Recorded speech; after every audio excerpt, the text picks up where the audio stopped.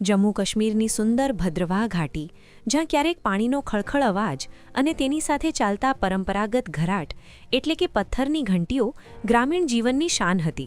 પણ આજે આ વિરાસત ભૂંસાઈ રહી છે. આ શિયાળામાં હિમવર્ષા અને વરસાદની અછતને કારણે નીરુ નદી સુકાઈ રહી છે અને તેની સાથે જ થંભી ગયા છે નદી કિનારે આવેલા ડઝનબંધ ઘરાટના પૈડા. कम से कम कोई 10-12 घराट थे आज से पहले, बड़ी अच्छी तरह से चलते थे, पानी बहुत था. तो आज पानी बहुत कम हो गया है, बारिशें नहीं हो रही हैं.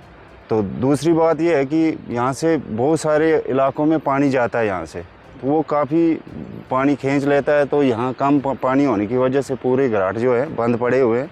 तो यहाँ के लोगों का जो है मक्खियाँ निकलती है, इधर फसल वही होती है, तो वो सारी जो पीसने के लिए घराट पे ही आती थी. तो ये घराट ना होने की वजह से बहुत दिक्कत हो रही है. तो इनको पर्सनली मक्की पीसने के लिए सिटी जाना पड़ता है या चक्की का कहीं इंतज़ाम होगा तो वहाँ जाना पड़ता है. तो बहुत फ़र्क पड़ रहा है इस चीज़ पे यहाँ के इलाकों में. પાણી ઓછું થતાં માત્ર પથ્થરો જ નથી થૂંભ્યા, અનેક પરિવારોની રોજીરોટી પણ છીનવાઈ છે. જે માલિકો દિવસનું 3 ક્વિન્ટલ અનાજ દળતા હતા, આજે માંડ 1 ક્વિન્ટલ પણ નથી દળી શકતા. पानी की वजह से हम बड़े पीछे रह गए. वो पानी मतलब कम से कम 3 क्विंटल दिन का निकालते थे हम.